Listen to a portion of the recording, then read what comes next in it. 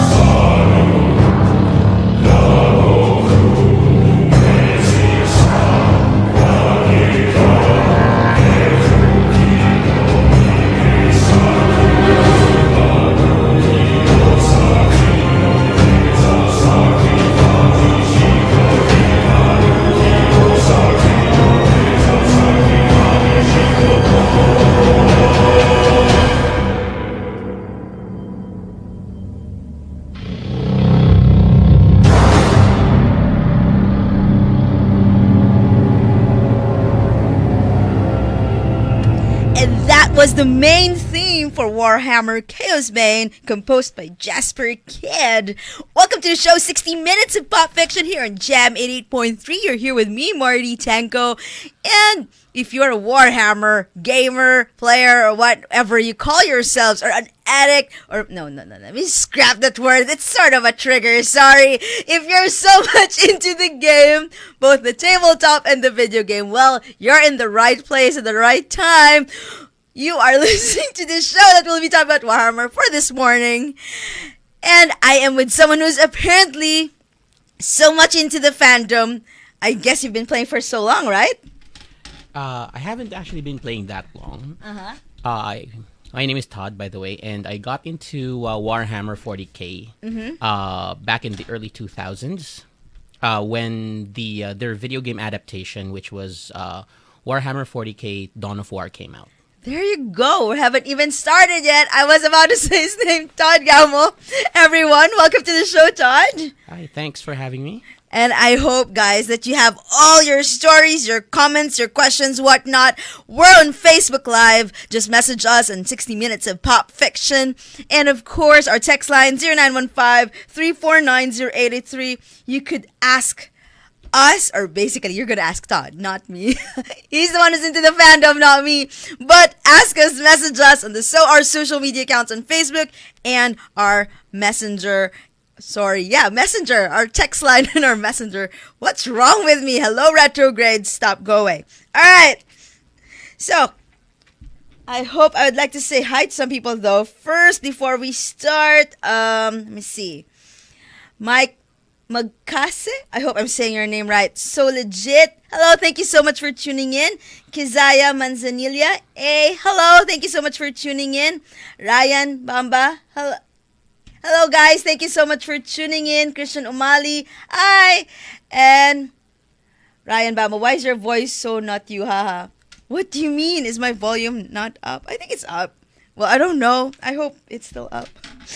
Well, I hope you hear my voice though. Mike, okay, Mark. Hello. So apparently, I am not alone. I don't not only have Todd. I have his wife is also here. Hello, Mitch. Don't be shy, guys. We won't. And then I have two people who are not visiting me. Actually, they're visiting Kooky for a Big Cast Filipinas. You'll know why. You know the album, Volume 2. Yeah, you'll know in August. But they're here. Hi, Mark. Hello. And of course, my should I still say it? My co-host for Pokemon, Leandro. Yeah, you don't see him. Sorry, but he's there somewhere on the sidelines. Okay, so Todd, please, I have some questions for you, and I hope you can help me answer and clarify some things. Actually, no, tell me everything, okay, about Warhammer. But I'll start with a few questions, okay? Yep, sure.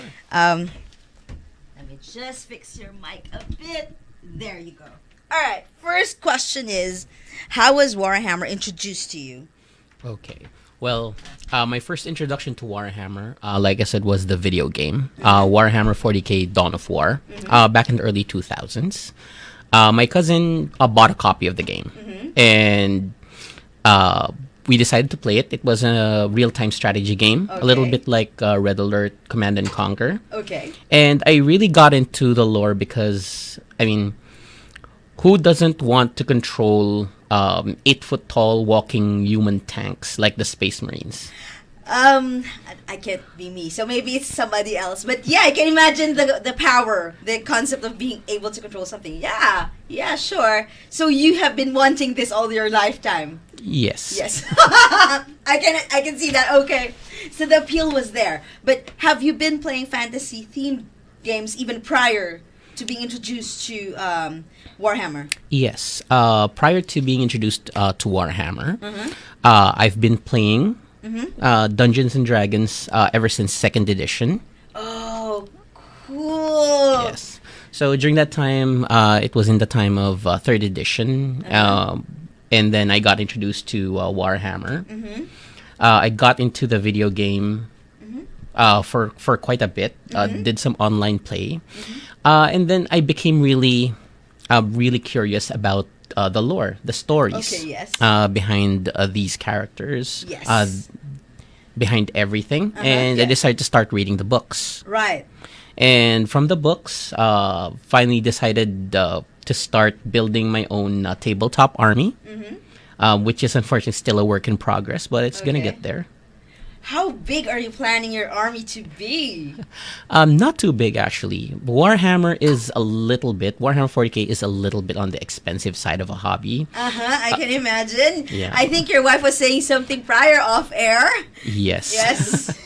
And I think to be fair, Warhammer is not the only fandom that's also expensive. It's just one of the many fandoms. Like your Pokemon is expensive. Yeah. The two of you. All right. Yeah. So, wait.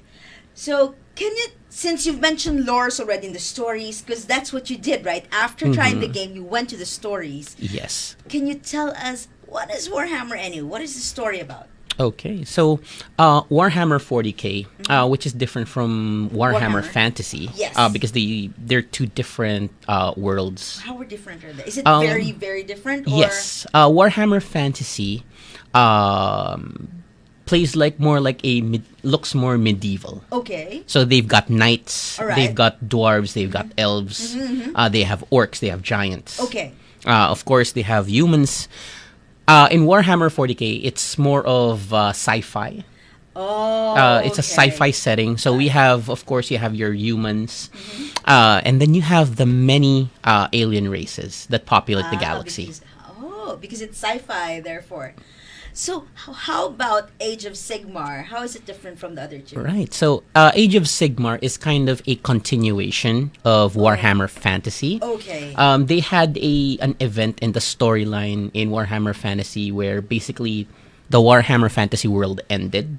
Okay. And then what happened was it was kind of everyone on their world was kind of moved over to a new world, which is still experiencing clashes between the forces of order and the forces of chaos. Oh, okay. Now, I was curious about the lores. Like, there are different kinds of beings, right? Yeah. And they're like high elves and all that. Yeah. So, who are the bad guys and the good guys? Are there That's- races that are really specifically bad or not really? It's kind of hard to tell exactly who are evil and good Okay. in this setting because each group, each faction, I could say, they have attributes that can be called heroic in a sense. Okay. But they also have their bad points. For example, in Warhammer Fantasy, in the original Warhammer Fantasy, there was the Imperium. Okay.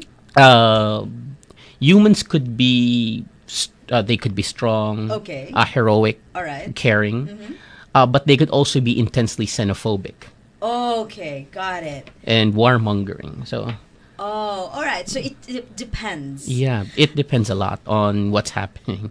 Now, I'm curious. Do you think for those, like for yourself, did you regret not reading the stories first prior to playing your first game, or no? It's okay that you played it without any clue about the story. I think there wouldn't have made a big difference.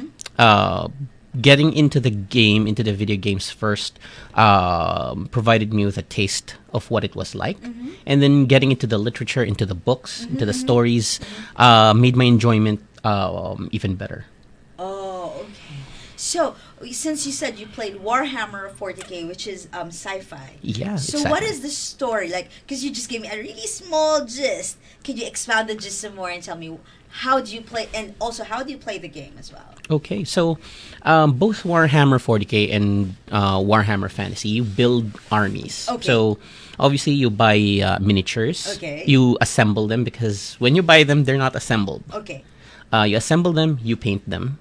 Oh, wow, that hands-on, huh? Yeah, paint is a little expensive, especially if you start buying more of them. So, but the thing is, the paint makes the minis look better, and you get a sense of accomplishment Of course. when you finish painting your minis, and like these things look so good. And it looks like a real army. Yeah. So you paint, you build, you paint, and then you decide what kinds of weapons or powers your soldiers have. Okay. All right. And then basically you and your co-player, your opponent, let's say, decide on how big your armies are. So they use a point value. Units tend to have like a set amount of points. Okay. And then each unit gets more expensive Okay. if you tack on their weapons, their Oh, armor, okay. their special abilities. So they get a little more expensive.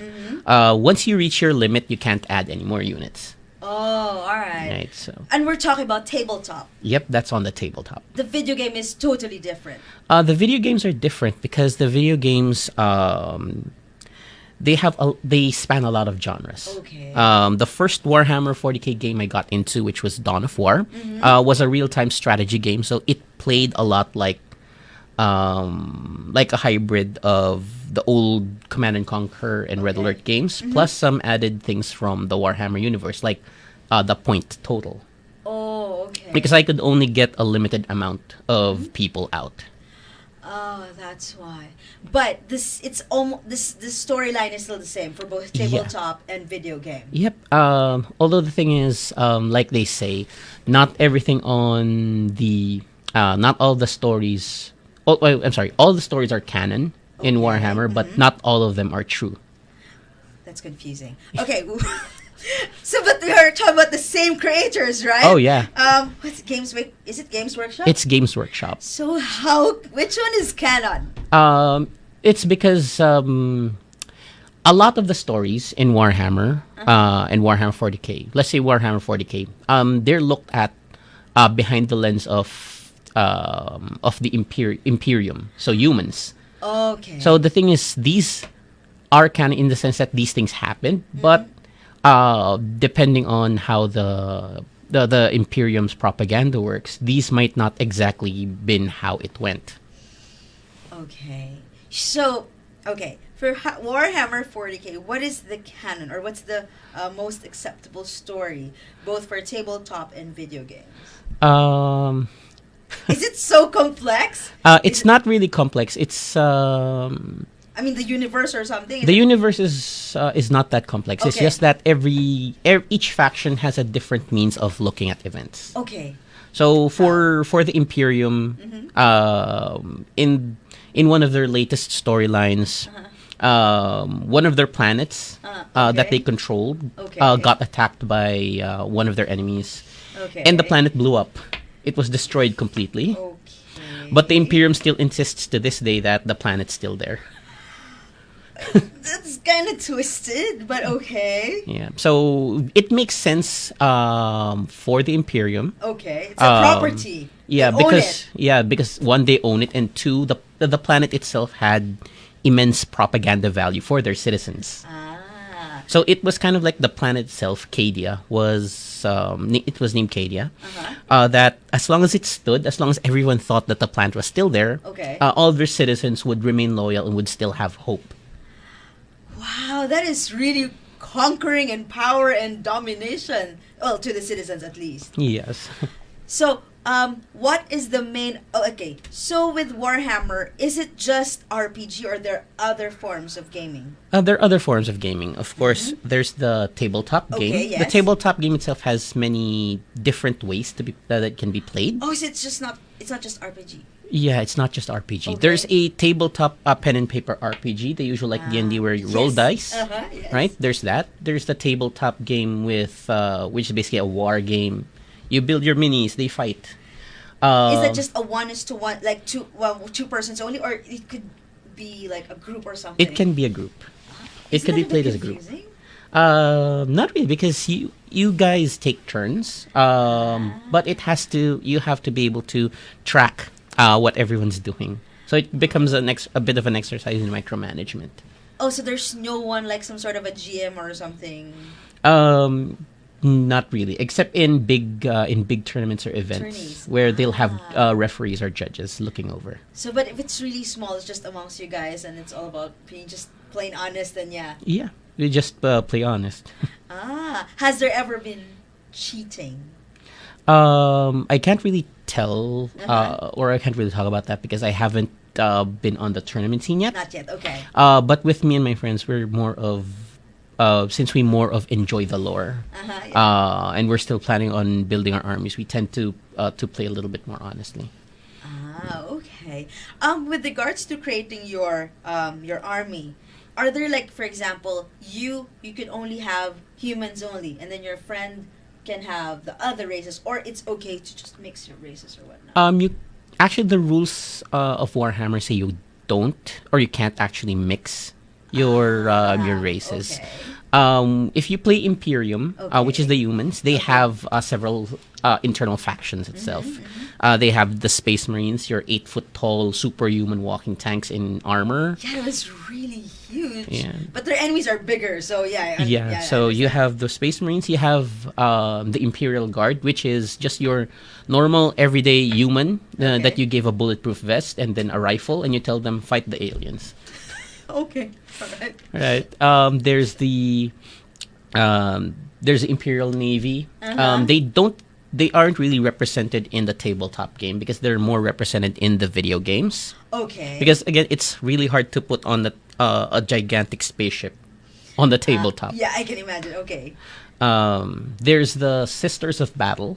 The Sisters of Battle are an all-female army Okay. controlled by the church in the Imperium. Okay, that sounds very familiar. Yeah. No, I'm just kidding.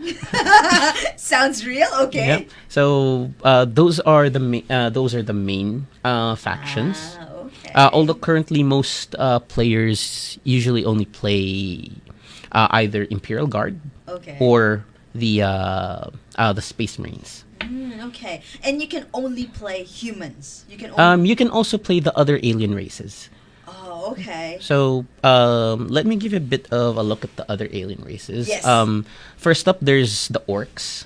Okay. So the orcs are basically gigantic. They are 8 to 9 foot tall, Oh my god. walking, talking, really, really aggressive mushrooms that look like orcs. They're fungi. No, No. That's in story. They are sentient fungi. Okay. There's the Eldar. I really, really hope that doesn't happen in real life. Okay, go ahead. The Eldar are kind of like, they look kind of elf-like in a Okay. sense, tall, willowy, just pointed ears, but they're a really old alien race. Okay. There's the Necron. So the Necron are used to be alive in the Okay. sense that they had fleshy bodies like Okay. us. But a couple of million years ago, because they were facing imminent extinction, they decided, let's transfer our consciousness into living steel bodies, living steel robots. Oh my goodness. Ew. Let's just say it didn't go too well for I them. can imagine. Ew. Yeah. There's the Tau. The Tau is a younger alien race. Okay. They're actually the Tau Empire is actually a mix of different races. Okay. But the Tau believe that they represent the greater good for the galaxy. Okay. And then there's the Tyranids. The Tyranids are bizarrely insectal aliens from another galaxy that decided to wander over and eat everything on the Milky Way. Oh. How straight up, me eat done. Yeah, that's Wow. pretty much how they function. They're just, I will eat everything in the way. Wow, it sounds like a pupper who eats. Because I saw this video, a puppy who was doing a skateboard and eating the skateboard. So I can Yeah. feel you. I understand that. Yep, and the last major race, not exactly a race, but the last major faction in Warhammer is Chaos. Okay. They're represented by a mix of some alien units, and then, however, they're mostly former members of the Imperium who've decided to go against the Emperor. Oh, they're defector. Yep, they're defectors from the rule of the Imperium onto the rule of the Chaos Gods, as they're called. Ah, interesting. So, but there is no bad guy, good guy here. Or is it just that the humans are the good guys and everybody's a bad guy? Everybody's a bad guy in Warhammer 40k. Oh, and your aim is just to survive, period. Yep, it's pretty much survival and primacy. The thing is, we can't really call the Imperium the good guys because Okay. the Imperium's government is a theocratic nightmare. Okay, explain theocratic nightmare. Okay, so basically, the people worship the God Emperor of mankind. He was an extremely powerful sidekick who guided the Imperium a couple of thousand years before. Okay. And then he didn't want to be worshipped. But circumstances put him in a position where he can't really do much about it. Okay. And people started worshiping him. Alright. The Imperium grew even bigger from around then. Okay. Um, when you say bigger, within just the planet, or they were already getting They other were planets? colonizing other planets. Okay. So aside from Earth itself, which was obviously the humans' home planet, other worlds have been colonized and conquered. So a lot of humans started worshipping the Emperor as their god. Right. That fuels him with power. That also fuels certain people in the Imperium with power. The thing is, the bureaucracy, the government itself, became a theocratic nightmare, in the sense that the church has a lot of control. Sounds familiar still. Okay. Yeah, it does. But so basically, any whispers that you're a non-believer can get you executed or worse. What's worse than being executed? I think that's the worst, right? It's Warhammer 40k. There's a lot of things that can happen worse than execution. What is the worst? On the Imperium side, being strapped into a gigantic war machine and forced to fight. What? Ugh. And that's it. Even if you don't like, Yeah. is there like nourishment or anything, or no? You just fight. They do feed you because again they want to keep their weapons at least in working order. That is an interesting thing. Yeah. Another thing that can happen is if you display psychic abilities, psychic powers, and if you're tested and they find out that you're not tainted by chaos, there are two things that can happen to you. You either get drafted into the Imperial Army, which means they put some sort of gadgetry in your head Okay. to keep you from overloading with psychic power. All right. You can, That's really so much control, huh? yeah, from the- they relish their control over Okay. there. They can turn you into an astropath, which is basically you're Okay. kind of like you're kind of like a walking antenna for spaceships. Okay. Or they could give you to the Inquisition. That doesn't sound good. That is not good. Or finally, they could use you as a battery for the Emperor. What? So I'm assuming battery, you'll have to feed the Emperor power until you're gone. Yeah. Wow. Yeah, this is Warhammer 40k. Welcome to Warhammer. Yeah, I'll get back to you, Todd. I have so many. I'm very, very curious about the gameplay for both. For the gameplay for everything. We'll just play some music. You're still here, guys, in 60 Minutes of Pop Fiction on Jam 88.3.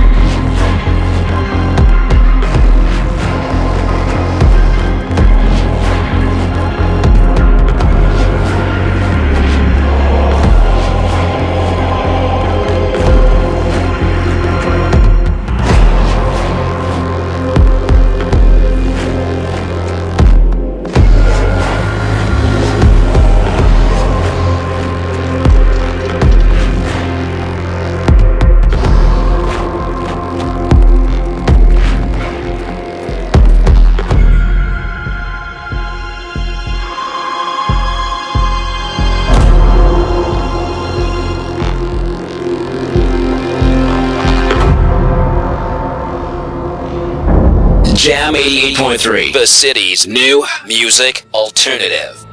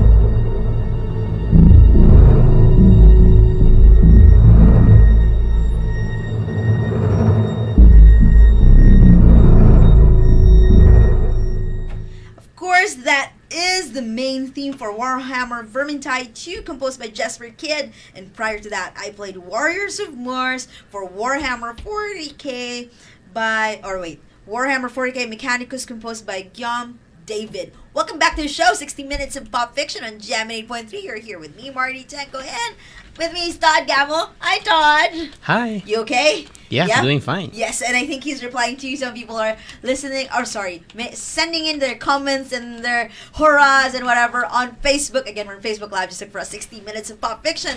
And our text line, 0915-349-0883. If you're going to message us in the WhatsApp, just add our country code 63. We have a lot of people on social media. Hi guys, thank you so much for tuning in. I read Alan Dale Bass. I said, for this episode, beware the alien, the mutant, the heretic. Do you believe in that? For 40k, yes. Why? I'm curious why. Well, I understand. Yeah, okay. Just explain though. Well, it's a galaxy where everybody is trying to kill everything else. Oh my gosh. Okay, so why these three races? So beware the alien, the mutant, the heretic is kind of like a rallying cry a little bit for the Inquisition, I guess. And let's put it this way: the aliens, of course, refer to the various alien races that are pretty much out to get you. Okay. The Okay. mutants, these are humans who've started to change. What caused their change? Can't really tell. You can say it's Is it a secret? It's not really a secret. It's partly because of exposure to chaos energies, Interesting. stuff like that. So it causes mutations. What, did they go insane or the extra arm? Insanity, extra arms, tentacles, the whole thing. That sounds like somebody from Pirates of the Caribbean, yeah, okay. Yep, and the heretics are basically the people that the Imperium have marked as traitors to their cause. Okay, that makes sense, because obviously, even in real life, you just, heretics are really, I'm really sorry for those people. Okay, Kizaya Manzanita, hashtag support your child. Why? We've got a bit of an inside joke in our game, in our D&D play group. Okay. That she calls me dad. Okay. I see that now. Alright, thank you so much for tuning in. Hans Malgapo, hey, Hans from Yesterday's Because Filipinas. He tagged someone. Tanapre yung Warhammer. Thank you so much for tuning in and adding a friend or tagging a friend along. Victor Martinez, what's this? Spezmerins? Oh, Space. Gosh, that's difficult, man. Space Marines in so, like you're eating bubble gum. Space Marine. It's kind of hard. But I got you. Thank you so much for this. Kizaya Manzanita, hashtag gets triggered when D&D was mentioned. Why? She just loves playing D&D a lot. Is she the type wherein, because I've heard a lot of people who play D&D to the point that they skip work? Or, No, she's not really? like that. Okay. But she really gets into character. Okay, alright. Are you the type that you would skip work for D&D? No. No, not really? No. Because I've heard of people who do that. I understand. The passion is there. I'm not saying anything. I'm just saying, amazing, you guys, because I can't do that. Yeah. Good on ya. Mike Magcase, you wouldn't think it, but D&D isn't a cheap hobby. Because the books are expensive. That alone is expensive alone. Oh, yeah. The books go for around somewhere between 2,000 pesos, Yes. more or less. Or probably a little bit more. Yeah. It's still not as expensive as Warhammer, though. How much is Warhammer? Uh, Are you gonna cry? I decline to name the price because my wife is making gestures at me. But it's definitely higher than D&D. Yeah, very much more expensive. Is it already considered a house? Are you paying an apartment already? A house? Cost of 6K, the last set. What, 60? 6,000 for my last. That was my last purchase. So Wow. Well, you know what? That's still okay, because I remember my Avengers co-host, his toy is 20K. So, Yeah. yeah. yeah, I'm I mean, not saying people that you go and spend all your money every salary day, but Yeah. Mom to buy him books. you save up, right? Yeah. Okay, now I'm curious, since we're talking about that it's expensive, are there illegal copies coming out, or like there are bootleg copies from other smaller makers of minis, okay. but not a lot. There's not a lot of that that I know. Okay. There are others who make or who try to 3D print their own versions or try Okay. to use parts from other Yeah. games That's to make okay. their own. That's fine though. Okay. It's just that these things can't be used in official Warhammer tournaments. Oh, so if you want to join Journey, If you want to join a tournament, you have to use official original Warhammer stuff. goodbye savings. Well, I mean, working on an army isn't as a small army isn't as expensive as getting the big stuff like Imperial Knights, which are 30-foot tall robots filled with machine guns and lasers and rocket Okay. launchers, Oh my or goodness. or the Titans, which are even bigger than Knights Okay. and even more destructive and even more expensive. Ouch. It's like twisting my gut. Yeah, okay. But so basically, if you're not gonna join the Journey, it's okay to reuse some of your parts from other Warhammer games. That's more of depending on your play group. So okay. a lot of play groups might allow, or some play groups may allow kit bashes. Which kit bash is basically when you take parts from other models to build something for it, to build something out of it. Okay. So if you're planning on something like that, talk to the people that you'll be playing with. Okay. Now I'm curious because in any gaming there will be some small squabbles or fights. Has this ever happened or have you experienced something like that? To the point that the person is not anymore within your group or something? Personally, I haven't heard of anything that Extensive. Extensive. Other groups may have experienced something like it. I can't really speak for other gaming groups. But for your group, no, it has never happened. Yeah. Oh, you guys are very, very nice towards each other. I mean, it's good camaraderie. I mean, yeah. So don't don't pick on people. No, I'm just kidding. Okay, Mitch. Oh, you messaged. Todd's dream is to control mecha-powered machines. Yeah, that's what you said, right? Yeah. I understand. Yeah, she's still keeping me from buying an Imperial Knight. Because, again, it's pricey. Because it's very pricey. Okay. Maybe we can save up? Maybe? Yeah, I plan on, when I see that that one again. Yeah. Oh, no, Mitch, I'm so sorry. Like, whatever you're planning, he's still gonna save up for it, so... You know the rules.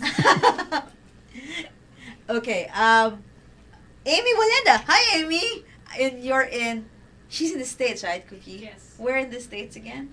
Washington. Washington. Hello, good morning? No, I'm not sure. No. I think it's good afternoon. Yeah. Hi, guys. Thank you so much for tuning in. Victor Martinez, Cadia stands. Yeah, you mentioned this, right? Yeah. Cadia. Yeah? Yeah. So, let me just give a bit of background for that. Yes. Cadia is used Cadia. to be. Sorry, yeah. Yeah, it used to be a garrison planet for the Imperium. Usually, okay. planets have that are under the control of the Imperium have a specific resource that they provide for the Imperium Why of does Man. it sound like Into the Badlands? Okay, yeah. So, some planets provide food, some minerals, some manufacturing prowess. Cadia's number one import, in fact, their only import is soldiers. What? Like beings? That's all they Yeah, ever that's give? all they ever do. That's all they ever import. So they're just training. Or export, sorry. That's all they ever export, soldiers, because their planet is near a rip in reality called the Eye of Terror. So they get Okay. attacked regularly. Damn. So every person on Cadia has had military training. No kidding. Yeah, and for those who pass muster, have passed their standards of military training, they get sent to other planets to fight. But those left behind, you don't want to mess with them. Right, because they're trained. They are trained. So are we talking even like teenagers and children? For the Cadians, their training starts at childhood. What? So I feel like a useless being because I'm not even trained. I gotta run, but I'm gonna fall fast. What? Well, it's a harsh galaxy because everybody, like I said, everybody's trying to kill everybody else. So God, their sorry. rationale is better be prepared for everything. So what are they good at? I mean, is it just arms, or are there any martial arts in it, or just arms and? It's not really weaponry? covered in the rules and in story. The Cadians are pretty much they're not specialists in the sense that they don't have a specialty in war, but they're pretty much good at everything. They're like the standard for the Imperial Army, the Imperial Guard. Other Imperial Guard regiments have specialties. Okay. Like there's a planet, Katachan. Katachan is a jungle planet, a very, very hostile jungle planet. Okay. So Imperial soldiers they produce tend to be really good at guerrilla fighting. Okay. Another is the Tanith from the planet Tanith Magna, which was destroyed. They only have a couple of 100 soldiers left. Okay. But the Tanith, or as they call themselves, the Tanith First and Only, are very good scouts and snipers. Wow. You actually just need a few and real good ones for that. Yeah, for both so sides. that's their specialty. Uh-huh. There's also the soldiers of the Armageddon Steel Legion. Mm-hmm. Armageddon Steel Legion, they specialize in rapid infantry assault, supported by armor. So it means Okay. tanks and APCs, and then they come out and fight. So they're really fast Uh-huh. being deployed. Really fast in combat, really versatile. Yeah. There's another one of the armies in the Imperial Guard called the Death Corps of Krieg. I'm already scared just by the name. They're even scarier when you see them because they kind of look like World War One German soldiers with the whole helmet and Oh my God. cloak thing. He caught and me in German and soldiers. yeah. And then they have gas masks, and their specialty is siege warfare. Oh my God. Oh my goodness, really? Yeah, so although I have to say, and many people might disagree with me, but pretty much my favorite Imperial Guard regiment is the Tanith First and Only. Really? Yeah, it's because I read a lot Why? of their books, the books about them, Uh-huh. and they're one of the most human. There's a certain they've been humanized to the extent in the books that you feel for their characters, for them. Oh, okay. They're thousands of miles away. Their home planet was destroyed. They're Right. slowly dwindling in number. But all they have left is their honor. Right. Are you also saying that since they're dwindling, they have no empathy anymore? They're already cold-blooded That's the thing. soldiers or something? Each soldier in the stories in Fort Tanith, they're different. Okay. They talk differently from each other. They think differently. So, for example, there's one of their characters. His name is Larkin. Okay. He's a sergeant in their sniper corps. Okay. He's their best sniper. He's an old man, probably something like 50, 60 years old, I guess. But he's also a little insane in the sense that he was actually wrestling with some dementia in the stories. Oh man. How is he still able to train though? What's the Well, storyline there? there were times where he was more or less sane. Oh, okay. We gotta give faith in that. All right, but I'm curious. So you're saying that the Imperium is basically ruling these planets or whatever planets that are able to occupy. Is there like some sort of like a leader to represent the planet, or what do you call them? Each of the planets ruled by the Imperium in Warhammer have their own planetary governor. Or depending on how the planet was before. Because some planets joined up with the Imperium more or less peacefully. Some were subjugated. Okay. So some planets are ruled by noblemen. Okay. Some by appointed leaders. And some planets you also kind of like elect their own leaders. Oh, it's fairly okay. rare with these planets, but it does happen. Okay. I gotta read. I'm seeing that it's a long line already. I'm gonna just catch up with this. Alan Basa, Todd forgot the Inquisition for the Imperium. He might get excommunicated. Traitorous for his forgetfulness. My gosh, you guys. That is so cruel, ah. Okay. Cynthia Aquino, Dark Lord. Dark Lord? That's kind of a nickname I have okay. in our group chat for Dungeons and Dragons. So Okay, they because call me Dark that. Lord means a lot for me. There's Lord of the Rings. There's Harry Potter.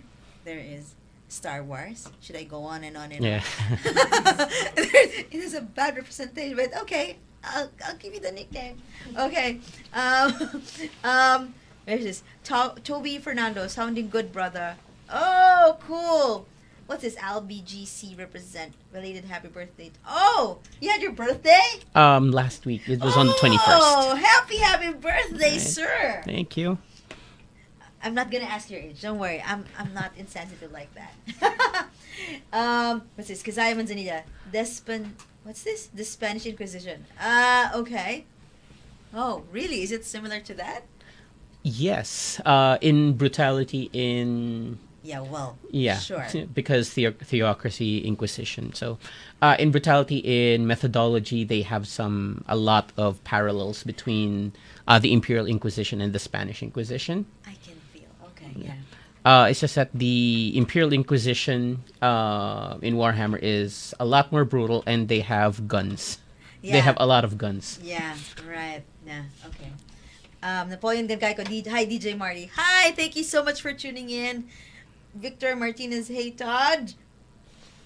And then, what's this? Mike Magkase, Yibambe. Wait, why do I know this?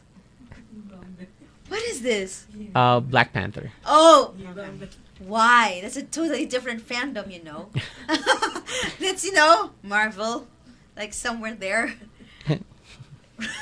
Okay, I'm not gonna. Okay, Carlos Franco. How do they say this? Tau Empire for Life. Did I say it right? Yeah. Yes, that's correct. That's the what Tau. you were mentioning earlier, right? Okay, all right.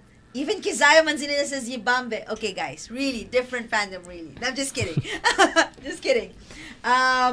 Okay, Carlos Franco. Todd, sit up straight, don't slouch. Why? I think I was slouching a little bit earlier. You guys, you know this. I can't believe people are telling you to do this. You've got really good friends, huh? Yeah. Yeah. Okay.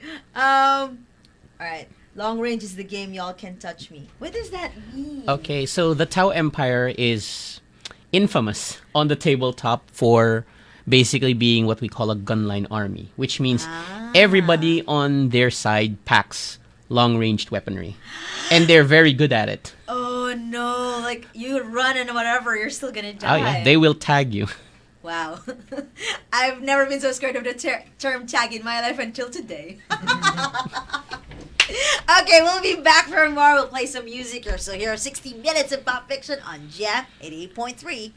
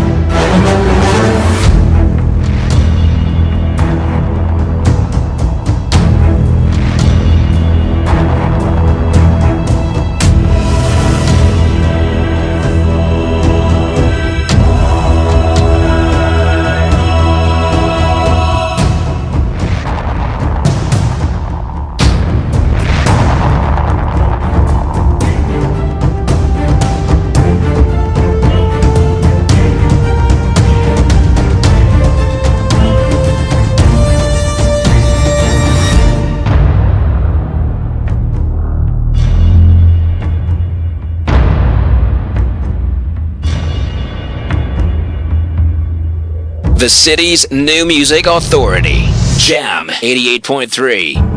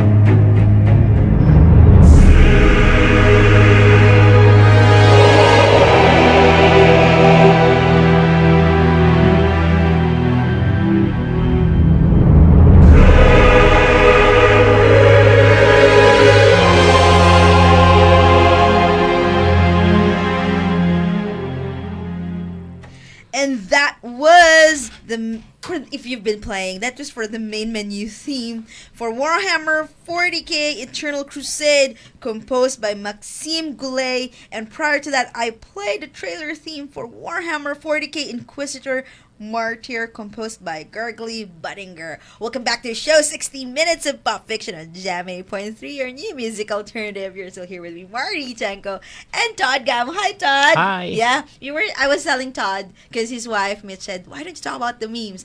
Yeah, when it's memes, everybody's gonna roll with laughter. Well, we'll get there. We just need to read some more comments, because we're definitely having a lag here. There you go. Alan Basa, frankly, one episode is not enough. Don't worry, you're not the only one who said that for all my episodes. Really. There's really not enough time to talk about one fandom. It's really hard.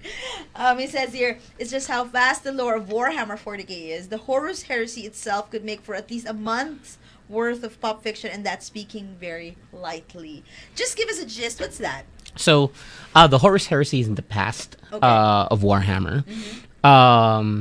It was during the time when the Emperor was still walking among his subjects, basically. Okay.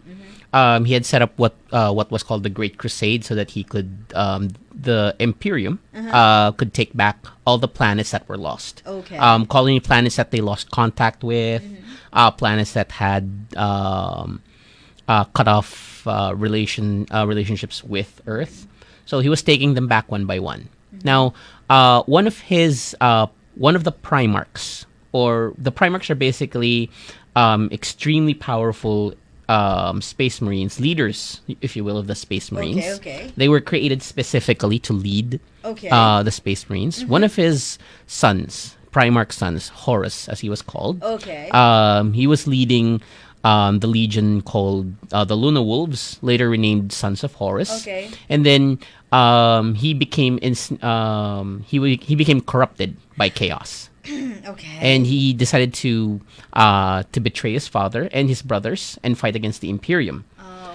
So about half of the other Space Marine legions sided with him. Oh no. So it turned into an intergalactic civil war. Okay. In the end, Horus was slain. Yes. However, the Emperor, his father, was put into an almost death-like vegetative state. Oh, damn. Yeah, and And then one of his other brothers, Sanguinus, the Angel, as he was called, was killed in the fight. So the Emperor was put on a device that he was working on called the Golden Throne. The Golden Throne basically functions kind of like a gigantic. That's the nearest thing I could compare to as transmitter. Okay. Because ships use it as a means of navigation. And another thing is that it also keeps or locks away a tear in reality that's underneath okay. the Emperor's castle on Earth. Oh, Because if the okay. tear in reality ever decides to open up completely, demons come out, everybody dies. I can imagine. Yeah, I can. Oh, okay. Damn. Yeah, I get the point of, like, it's so huge. I understand, but thank you so much for that. Okay.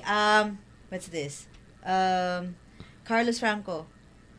I'm not gonna say this line because it's like a lot of bleep, but yeah, I think you've read what he said. Yeah. And Villasis, hi, and thank you so much for tuning in. I don't remember when you guys said Because Papitas, but yeah, I don't remember. But yeah, hi. Alan Basa, and before I forget, Wag. What? Okay, so that's Wa. Oh, So sorry. I thought this was the comment. Sorry. My The bad. Wa is the rallying cry of the orcs. Aren't they the bad guys?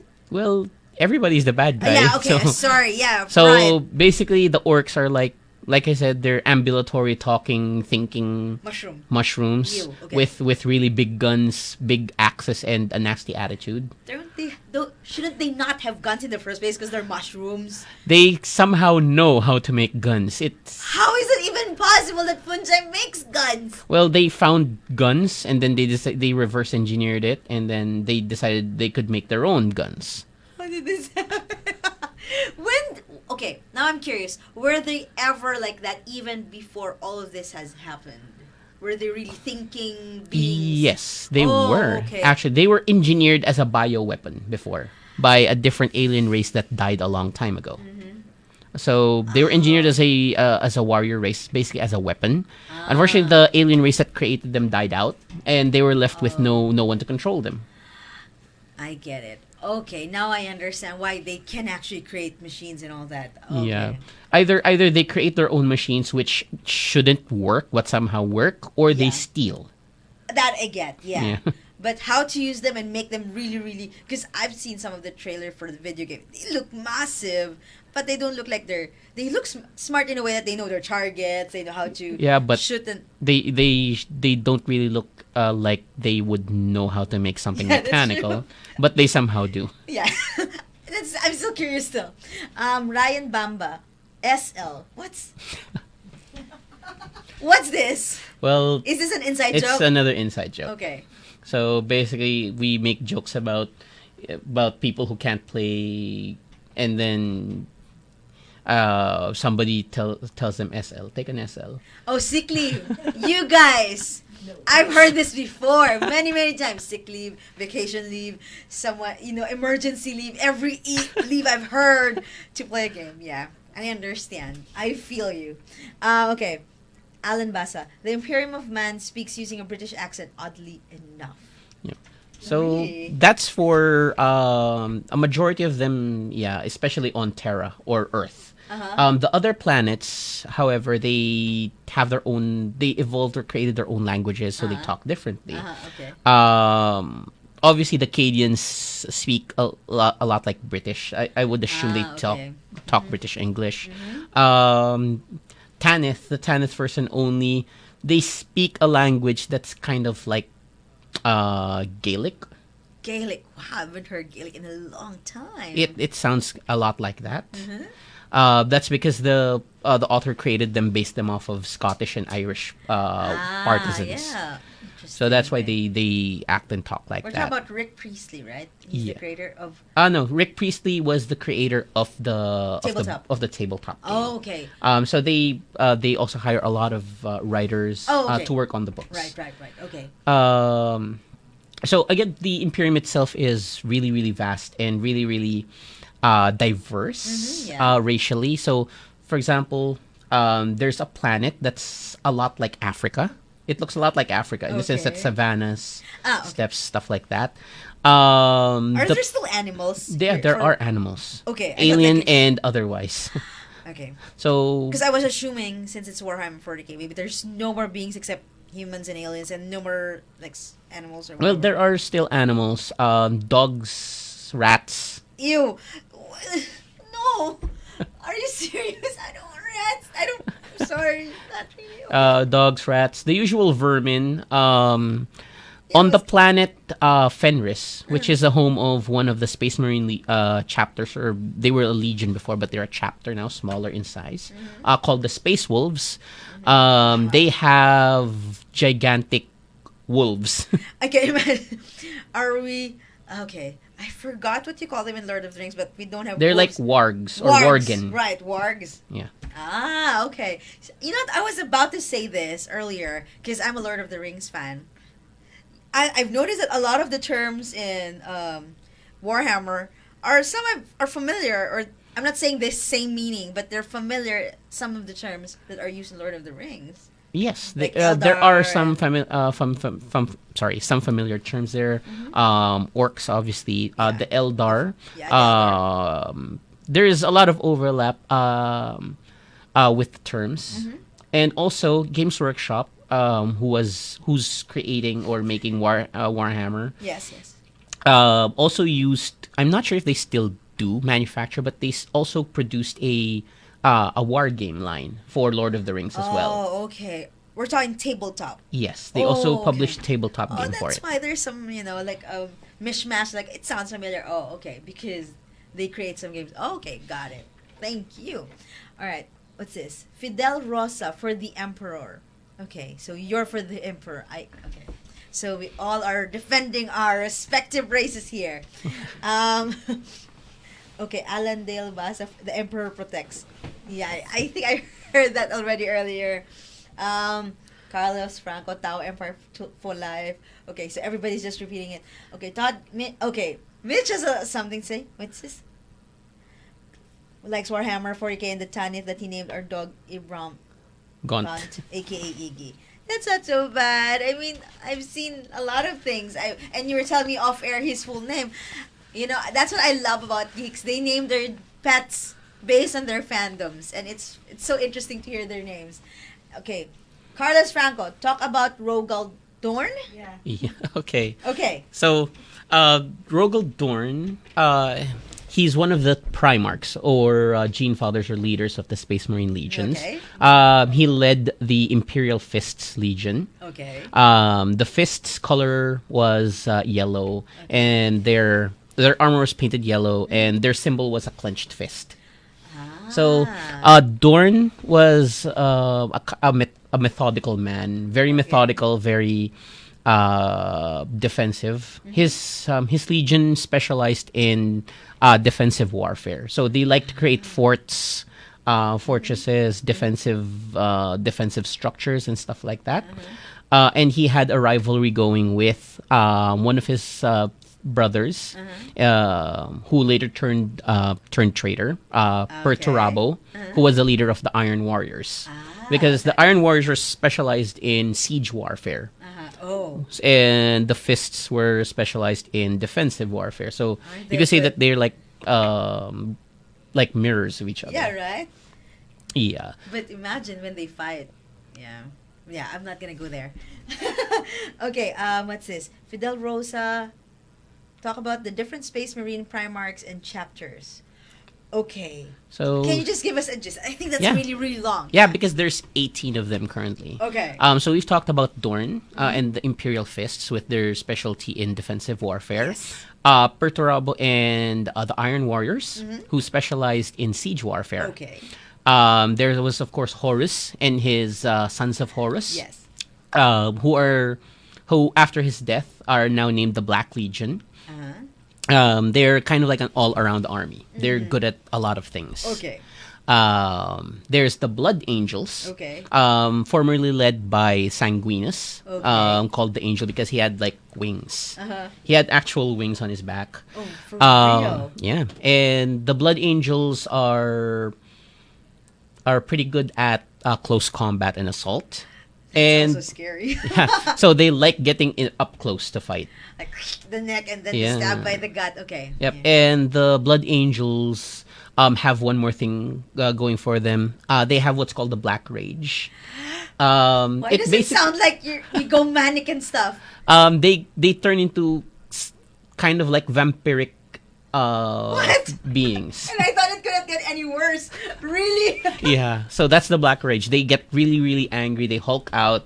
Oh my God. They become hulked out vampires, basically. No, that is the worst combination if you're gonna fight them. A Hulk and a vampire. You're dead, man. I'm Yeah, really that's sorry for you. they're very they're noble in the way that they continue striving against that fault of theirs, the Black Rage. But then again, at the end of the day, a hulked out vampire is a hulked out vampire. Yeah. No. Yeah. Yes. Let's see, what are the other legions? There's the Night Lords. Okay. The Night Lords they specialize in terror tactics. Oh, isn't that interesting? It's like your nightmare in the flesh or something. Yeah, that's pretty much what they're good at. They run around, they drop down, they kill, Okay. they destroy, all in the name of spreading terror. Of course. What else, right? Aside from the Night Lords, there's the Word Bearers. They're another traitor marine. Okay. Traitor Marine Legion. They were called the Word Bearers because their heraldry was a book. And Makes sense. their leader, their Primarch Lorgar, thought at first that it was his duty, his destiny to spread the word of the Emperor across other planets. Interesting, like a messenger of sorts. Okay. Yep, that he saw himself as a messenger, and then when the Emperor told him, "No, I am not a god. Do not call me a god in front of everybody," so he kind of snapped and, Went berserk. yeah. Why not? I can see that happening. And there's Magnus the Red and his legion called the Thousand Sons. Okay. The Thousand Sons are a legion of psychics and sorcerers. Oh, okay. And their leader is obviously the most powerful of them, Magnus the Red. He turned traitor, unfortunately, and now he's a demon prince. So he's like a 30-foot tall What the- winged monster Oh, of no. magic full of magic powers and stuff. Am I to assume that he's difficult to kill? He is hard to kill. Oh my god. He's really hard to kill. All the Primarchs are hard to kill. The demon Primarchs are extremely hard to kill. So we don't aim for them. Oh yeah. What do you call this? There's the Emperor's Children, as they call themselves, although they've long since turned traitor. Why does it sound creepy? Okay, go ahead. Their leader is Fulgrim, who had this whole obsession with being perfect. Okay, there's something wrong there. Okay, go for it. Yeah, so later turned traitor, and he murdered his brother and best friend, Ferrus Manus, who was the leader of the Iron Hands, Space Marines. Ferrus was was great at designing weapons for his fellow brothers. Unfortunately, when he learned of Fulgrim's betrayal, they fought and then he got killed. Okay. All right, that's what you get, guys. No, I'm just kidding. So the Iron Hands are without their Primarch, but they're not leaderless. What That's is? a lot. Yeah, there's a lot. Wow. Let's see There are a lot of characters actually you could play around. There's a lot. There's the what do you call this? There's the World Eaters. The World Eaters are another traitor Marine Legion. They're not plants, huh? No, and they're really, really, really angry people. Even their leader's named Angron, so he's just a really, really angry dude who Oh my gosh. who likes running around and hitting things. That's super intense anger management issues. He needs a lot of anger management. And we're saying it lightly, huh? Oh yeah. There's the Alpha Legion, Okay. which, as people who play Warhammer keep joking, do not exist. Why? The Alpha Legion are kind of like specialists in asymmetrical warfare. So What does that mean? they specialize in terrorism, spying, infiltration. Oh my goodness. So nobody knows what they're actually up to Oh. at any given time. Do they also like do things like do they have to dress up like as if they're whoever they're around them? And That's one of the things they do. So you wouldn't they know if you're around one of these guys. Yeah, they're really good at disguising themselves. Now, which is hard because they're like I said, 8 foot tall walking machines of death and destruction. So Yeah. I don't know how they do that, but I don't know too. I'm not gonna ask you, but yeah. no, they usually employ people to do some of the stuff for them, but a lot of their planning and execution comes from the Alpha Legion. Oh, okay, got it. Alpha Legion, Word Bearers. There's the Death Guard. The Death Guard are specialists in biological warfare. Oh my goodness. So, unfortunately, they turned traitor and decided to worship the a god of death and plagues. So it's not a nice experience to fight them. I can imagine because Biological and chemical weapons. So very, very bad. yeah, it's like Hiroshima and Nagasaki type of thing, and worse. And worse. Yeah, and definitely worse. Wow, you don't want to exist in Warhammer 40K. I like playing it, but I would not want to exist there. I don't want to go. Yeah. I don't want to stay here. If this happens, please kill me now. I don't.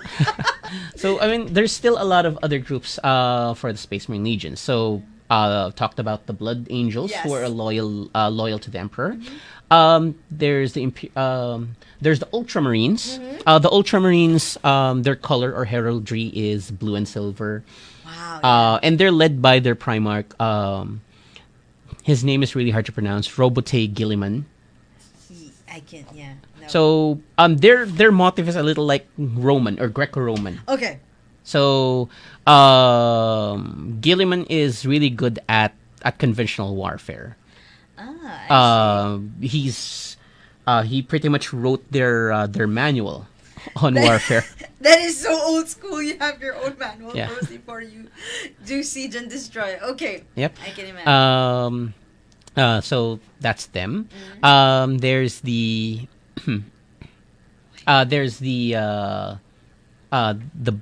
we call this the sorry, kind of forgot their names, but I'll skip them for now.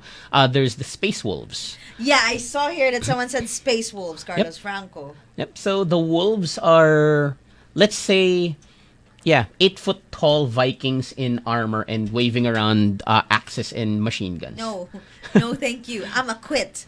No, why are these people existing? Well, the good thing about the Space Wolves is that they're actually one of the legions or chapters that are good with civilians. Oh. Yeah. They look like angry Viking berserkers, and they are angry Viking berserkers, but they care about the people. Oh, that is very nice of them to consider. Yeah, they're one of the Space Marine legions who try to minimize casualties or collateral damage. That's kind of their thing. Okay. There's the Salamanders.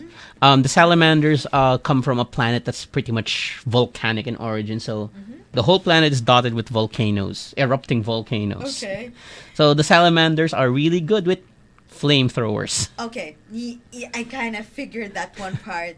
So do they They're so their loyal. guns are all They like plasma and flamethrowers. So that's kind of their thing. Their heraldry is green, and they have like a symbol that looks like a dragon on their shoulders. They're led by the Primarch Vulcan.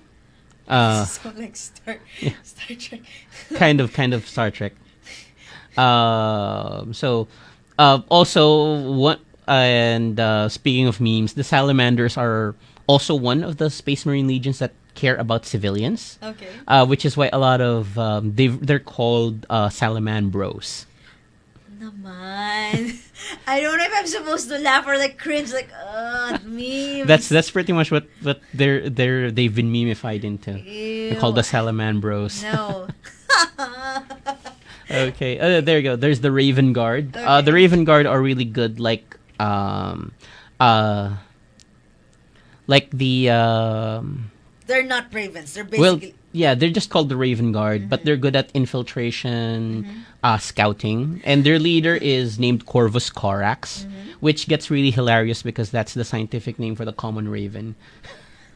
Wow. Yeah, that's like, why was it so complicated? It's just Raven. Yeah, And so it's his name. It's like Raven Raven. yes, Yeah. it's pretty much his name, Raven Raven. It's like when people say, oh, koi fish. Guys, koi is fish. It's like saying fish fish. Seriously. It's so Yeah, so that's some of the main legions and their primarchs. Yeah, that's some Uh, of them. And that's a lot. That's a a lot of beings to look out for, to Yep. avoid. Yep, a lot of them, especially the ones who've turned into demons, Yeah. obviously avoid them. Yeah, like a plague. No, Like not a just plague. a plague. Avoid them. Avoid them entirely. Yes, avoid them entirely. Agus Maharlika, Bon Labora, hi, thank you so much for tuning in. My co-host for the Aliens episode. Okay, Alan Basa, just a short list of, okay, so he did exactly what you did. Thank you so much for that. Thank you, Alan Basa, for that. Carlos Francos, yeah, Space Wolves. And then Benedict Bonapos. Hi, thank you so much for tuning in. January Velasco, Blood for the Blood God. Okay. Dice for the Dice Queen. Okay. So, What? Okay, where's okay, this coming from? Blood for the Blood God refers to one of the chaos gods worshipped by the heretic Astartes or heretic Okay. Marines. Mm-hmm. It refers to Khorne. He's the god of warfare, god of slaughter. Mm-hmm. The Death Guard, who I mentioned earlier, Mhm, worship Nurgle, who's the god of disease and pestilence and death. Why would you even worship? Okay, go ahead. Okay. The Emperor's children worship Slanesh, Mm-hmm. who is the god of hedonism and excess. Whoever thought of these characters? Okay. And the Thousand Sons, who I also mentioned earlier, worship Tzeentch, who is the god of change and magic and planning. Okay. And plans that don't go according to plans.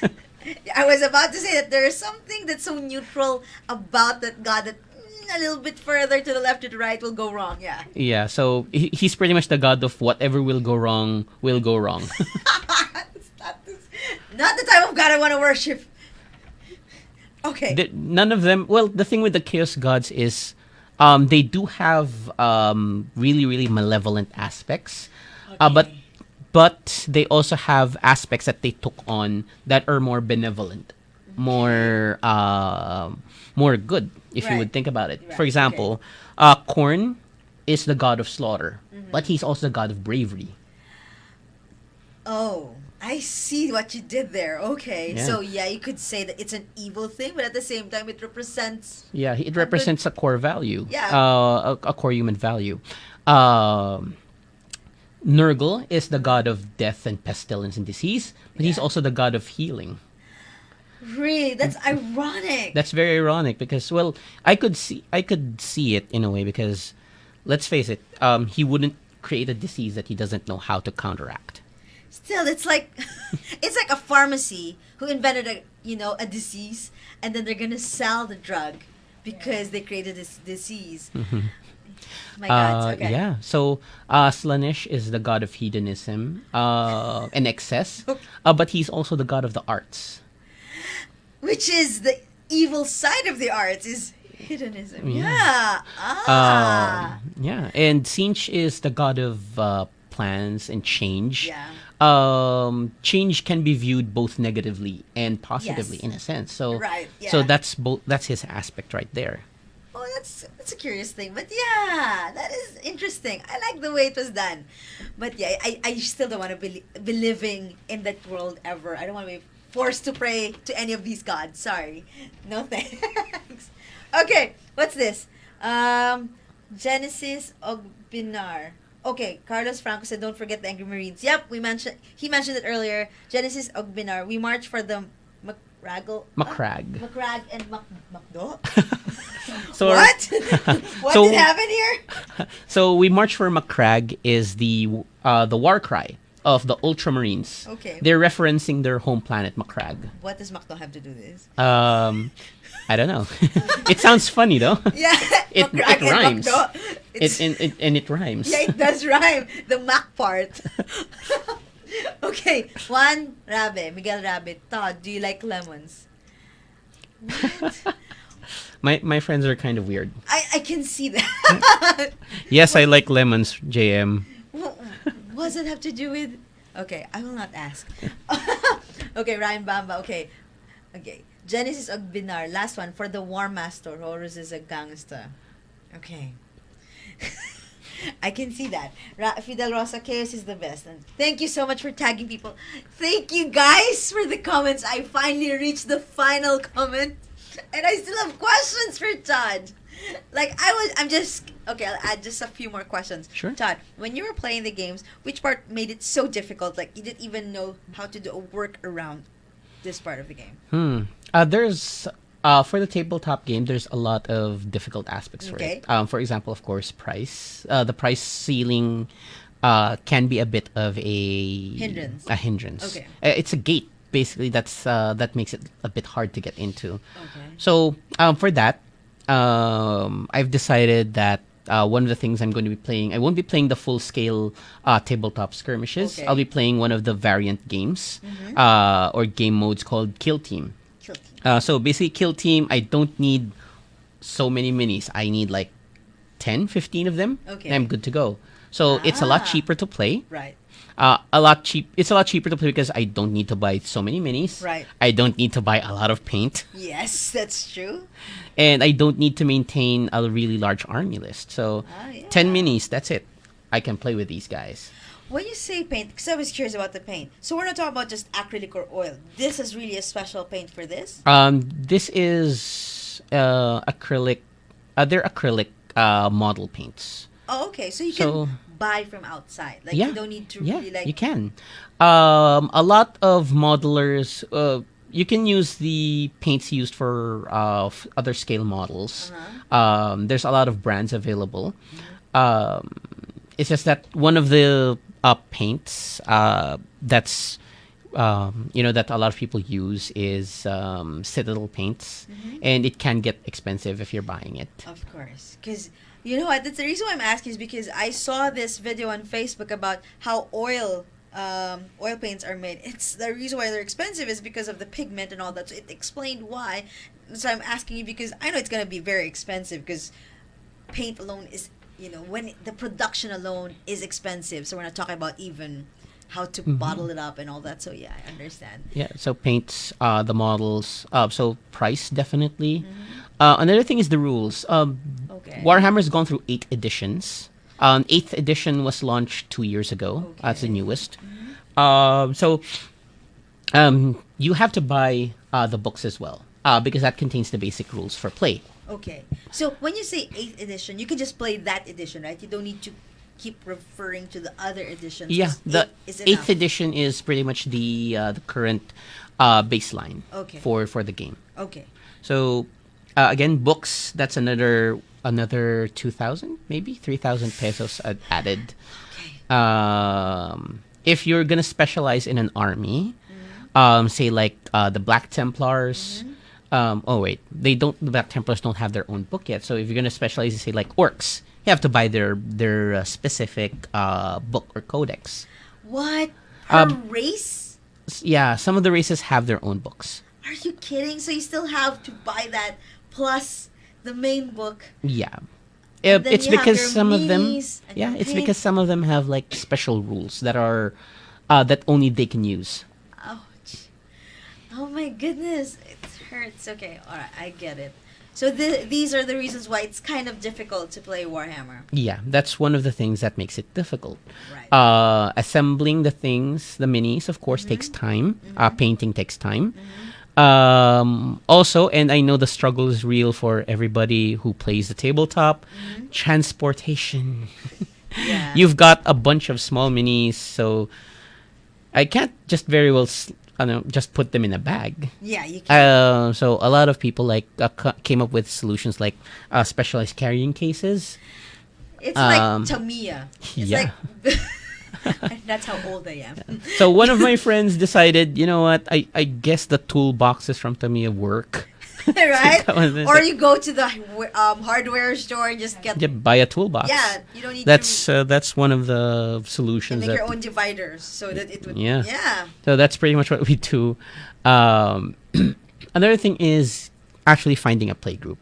Okay. Now, it's a good thing though that there's a lot of Filipino local gaming stores. Yeah, I'm actually surprised.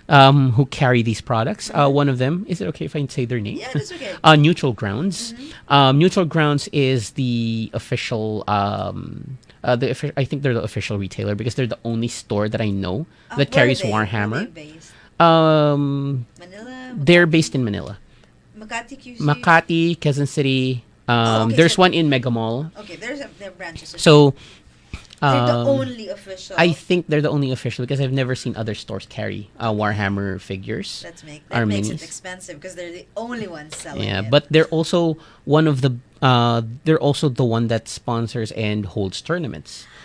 So it's a good. nice. It's for them. It's like they have a dedicated play space for people who want to play Warhammer. Yeah. So they also schedule days when they're gonna let Warhammer players come in and strut their stuff. Do they have like their tourneys and they have prizes? Yep, they have tournaments and prizes as Awesome. well, and they also recently sponsored a kind of like a painting, a miniature painting contest. Really? Where the winners, where the chosen winners would be, the winner of their painting contest would be selected to join an international painting contest. Well, guys, what do you know, right? Start join. you know the process. You learn Warhammer. You enjoy it. You join the tourney. Yeah. What are the chances you go overseas? That would be fantastic. Yeah, but I'm not saying that's the only reason why you join Warhammer. There's so many fantastic reasons to be into Warhammer. Okay, my just last curious question is, because you kept mentioning D&D earlier, right? Yeah. So what are the differences between D&D and Warhammer? Okay, so both of them started off as exercises in wargaming. Yes. Okay. The difference is D&D decided to focus more on the role-playing aspect, Okay. while Warhammer focused more on the wargaming aspect of the thing. Okay. All right. It's not that Games Workshop, who produces Warhammer, also came up with their own system for role-playing games for Warhammer RPGs. It's just that it's not. It hasn't reached the levels of role playing that D&D has. Right. Okay? Yes. Again, because of their focus, because they focus more on the wargaming aspect. Right. Yes. Yes. But like I said, there's a lot of similarities in how they started, but they branched out differently. Okay. D&D focused more on the role-playing games, then literature, books, yes. that old 1980s Ouch, cartoon. old? Well, it was in the 1980s, so No, just kidding. I'm just kidding. yeah. And like I said, they've been experiencing a bit of a renaissance right now. And same thing with Warhammer, wargaming, figures and everything. And then they branched out into video games, and then getting into literature. And so far, both of them are doing pretty well. Okay. All right. This one is for everybody. What can you advise or suggest to people who are about to start with Warhammer? Where could they best start with? Okay. If you're gonna start with Warhammer with the tabletop, one thing I'd like you to do is try to go to a neutral ground store. Try to catch the people who are playing Warhammer there and talk to them. They're a pretty friendly group. Okay. Talk to them. Get their insights Yes. on the armies. Another Right. thing is do your research. Check the internet. There's a lot of people, especially on Reddit and other internet forums, who talk a lot about the game itself, the tabletop game, and they give a lot of pointers on how to start as well. Once you get into the modeling aspect, YouTube is your friend. There's a lot of Yes. great modelers and painters there Yes. who make tutorials on how to build and paint the minis. Okay, And lastly, and this is very important, always have fun with it. Yes, that is the most important of all. The reason why you're playing is because you want to have fun, guys. Don't take this too seriously because it's Warhammer. It's fun. It's a fandom of its own. Well, Todd, thank you so much for being here with us this morning. You're welcome. And I hope you guys, wherever listening, who are not yet into Warhammer, well, hope you give it a shot. Again, do you have a group, like a Facebook page that they could check out if they have questions or whatever? What do you call this? I do have a Facebook page. But but like my your group? Like, do you have a group that has... Not really. Not really. Because my current group is more focused on general tabletop games and D&D. But like I said, they can check with or go to neutral grounds. Like I said, right. The Warhammer community would love it if a lot more people got into it. Yes, of course. So you guys can message them, ask them for help and whatnot if you have any questions. Well, Todd, thank you so much. Mitch, thank you for being here. Awesome. Thank you guys for tuning in. For all of those who were messaging on the comment section, thank you so much. Alan Dale Basa is the reason why, of course, why we have this episode. Thank you for suggesting this. And again, guys, if I miss someone, I'm really sorry. Wait, what's this?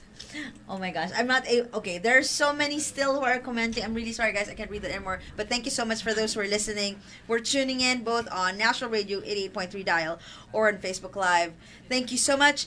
And of course, if you have any fandoms you'd like for me to talk about, or for us here in 60 minutes to talk about, please message Miss Kooky Tuason, who created my show, and we could include it to our laundry list of fandoms that you guys would love us to talk about. We'll definitely include it there. Or if you guys are curious as to what songs I've played this morning, just follow my page, Marty Tengco, on Facebook and Instagram and Twitter. I'll be placing all the tracks I've played per episode, as always. And I'll be leaving you with a song. Wait. Sorry. I was so enthusiastic, I forgot. Battle Theme by White Wall Music, and that was for the Warhammer Quest game. And for next week, people, is my anniversary. I'm so happy. It's been it's 1 year. Can you believe, guys? I started with Neil Gaiman. 51 episodes later, it's my anniversary, and I'm so happy and so excited that you guys were sticking along from the time I was from the 9 to 10 now, and I'm in the midnight slot, and you still guys are there. Thank you so much. I'm so excited. And next week is special because we'll not have a topic per se. We have something that we'll be doing, and that's what geeks do when they're together and they're teams, and they're competing. You know what that is? It starts with the letter Q. It's 2 words. Quiz night. Yup, I'll be having quiz night here next week, and I hope you're gonna tune in and let me know who your teams would be. And no, I'm not gonna say them yet, but please tune in next week, same time, Wednesdays, midnight to 1 a.m. Ish. If you're into spoken word and poetry, of course, listen to Miss Kooky Tuason, Because Filipinas, every Tuesdays, midnight to 2 a.m. And again, follow her Facebook page, Because Filipinas, on Jam 88.3. Thank you so much, Todd. Thank you. Thank you. Mitch, thank you so much. And we'll see you guys next week. Bye.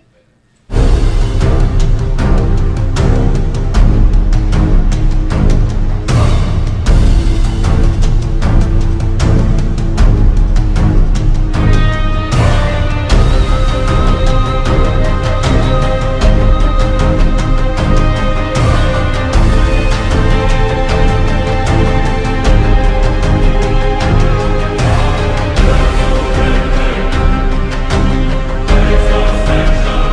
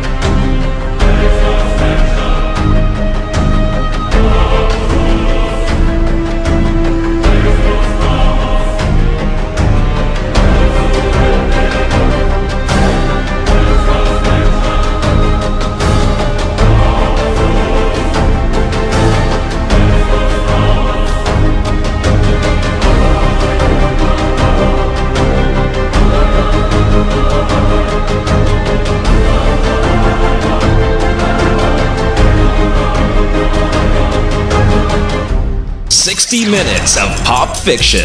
Venture into a world of fantasy, animation, gaming, mythical language, graphic novels, robotics, and sci-fi.